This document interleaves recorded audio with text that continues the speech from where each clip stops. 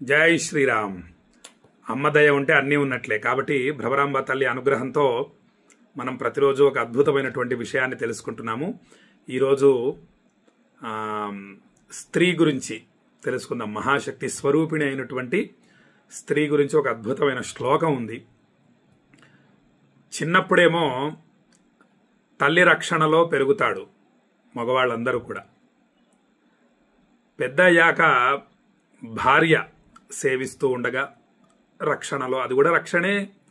చక్కగా ఏది తింటే భర్తకు మంచిదో ఆలోచించి జాగ్రత్తగా వండి పెడుతూ ఉంటుంది భార్య. కాబట్టి అది రక్షణే. భార్య రక్షణలో పెరుగుతూ ఉంటారు.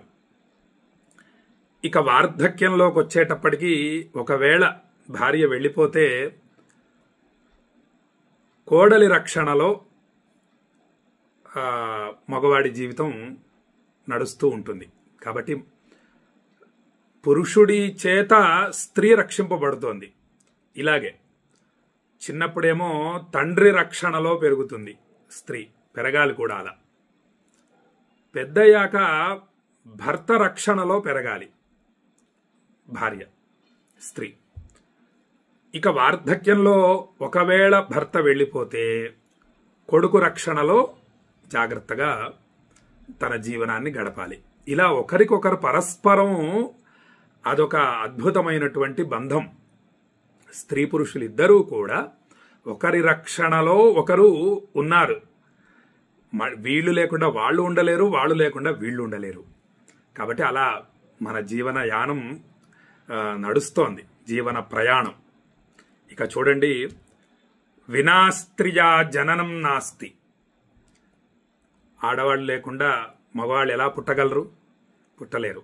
వినా స్త్రియా జననం నాస్తి. స్త్రీ లేకుండా పుట్టుక లేదు. కాబట్టి అటువంటి స్త్రీని మనం రక్షించుకోవాలి. స్త్రీని అందుకే మనకి బస్సులలో కూడా ఉంటుంది కదా, ఆడవాళ్ళని గౌరవించడం మన సంప్రదాయం, ఆడవాళ్ళని రక్షించుకోవడం మన సంప్రదాయం. ఆడవాళ్ళకు కేటాయించిన సీట్లలో వాళ్ళనే కూర్చొనిద్దాం. వాళ్ళ శరీర దారుఢ్యం గట్టిగా ఉండదు. అంటే మగవాళ్ళు నిల్చొని ఎంత దూరమైనా ప్రయాణించగలరు, పాపం ఆడవాళ్ళు ప్రయాణించలేరు కదా. కాబట్టి అనేక విషయాలలో వాళ్ళు చాలా సూక్ష్మాతి సూక్ష్మంగా శరీర నిర్మాణం భగవంతుడు ఆ విధంగా నిర్మించాడు. అందుకే ఆడవాళ్లు సాష్టాంగ నమస్కారం చేయవలసిన అవసరం లేదు పరమేశ్వరుడికి. కేవలం మోకాళ్ల మీద పంచాంగ నమస్కారం చేస్తే చాలు, వాళ్ళకి సంపూర్ణ ఫలితం వచ్చేస్తుంది. అలాగే ఆడవాళ్లకి కర్మ లేదు. నేను సంధ్యావందనం చేయాల్సిందే 3 పూటల, చెయ్యకపోతే నాకు దోషం వస్తుంది. నా భార్యకి సంధ్యావందనం చేయవలసిన ఆవశ్యకత లేదు. చక్కగా కాస్త పంచపాత్రలు నాకు తెచ్చి పెడితే సరిపోతుంది. ఉదయం సాయంత్రం కాస్త దీపారాధన చేస్తే సరిపోతుంది. మగవాళ్ళకి అలా కాదు, కర్మ ఉంది. కర్మ చేస్తేనే ఆ ఫలితాన్ని పొందుతారు. ఇప్పుడు నా భార్య తను పూజ చేయక్కర్లేదు, నేను పూజ చేస్తే చాలు. నేను చేసినటువంటి పూజలో సగం పుణ్య ఫలితం నా భార్యకు వెళ్ళిపోతుంది. నా భార్య చక్కగా వంట చేస్తూ కాశీ విశ్వనాథ కాశీ విశ్వనాథ అనే నామాన్ని జపిస్తూ చేసిందనుకోండి, ఆ పుణ్యఫలం నాకు రాదు, భర్తకు రాదు, పుణ్యఫలం రాదు. నా పుణ్యఫలం, నేను చేసినటువంటి పుణ్యకార్యాలలోని ఫలితం మాత్రం సగం వెళుతుంది. అలా అనుగ్రహించారు దేవతలు, ఋషులు. మనదేమీ లేదు, అదొక సృష్టి, అద్భుతమైనటువంటి సృష్టి అంతే. భార్య మొత్తం సమస్త సృష్టికి మూలం స్త్రీ.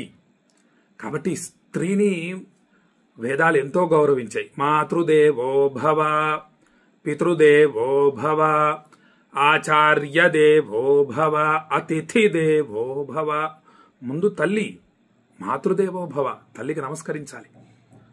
కాబట్టి అలా ప్రతీదీ ఇక్కడ ఋషులు అస్సలు స్వార్థం ఉండదు ఋషులకి. వాళ్ళు తెలియజేశారంటే అది అద్భుతంగా ఉంటుంది అంతే వాళ్ళు.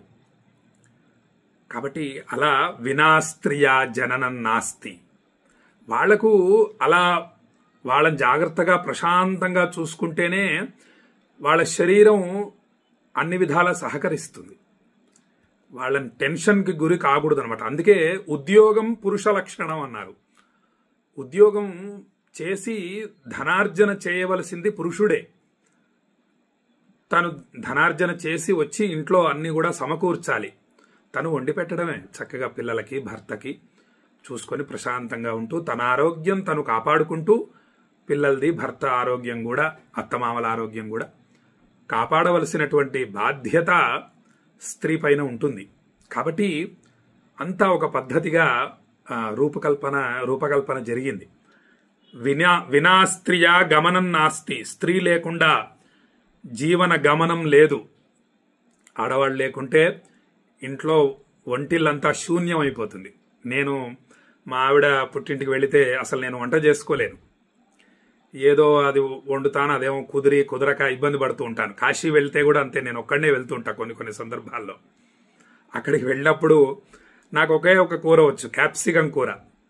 టమాటాలు కలిపి కాస్త ఏదో ఉడికించి కాస్త ఉప్పు, 2 పచ్చిమిరపకాయలు వేస్తాను అంతే. పెరుగు బయట నుంచి కొనుక్కొచ్చుకుంటాను. పాపం పరమేశ్వరుడు కూడా అదే నైవేద్యం పెడుతూ ఉంటా. స్వామి ఏం చేయను, నాకు ఇంతకన్నా చేత కాదని చెప్తూ ఉంటా. సరే, స్వామివారు సంతోషించి తింటూ ఉంటారు. నువ్వు భక్తితో పెట్టడం కావాలరా, నాకు ఇదేముంది, నువ్వు ఏది పెట్టినా నేను తింటానంటారు స్వామివారు. కాబట్టి అలా ఇంట్లో ఆడవాళ్లు లేకపోతే శూన్యమే, గృహలక్ష్మి. అందుకే ఇంట్లో గృహంలో లక్ష్మీదేవి ఉండడం అంటే స్త్రీ ఉండడమే. భార్య, తల్లి ఉండాలి. ఉంటేనే అది దివ్య తేజస్సుతో వెలుగుతూ ఉంటుంది ఇల్లు.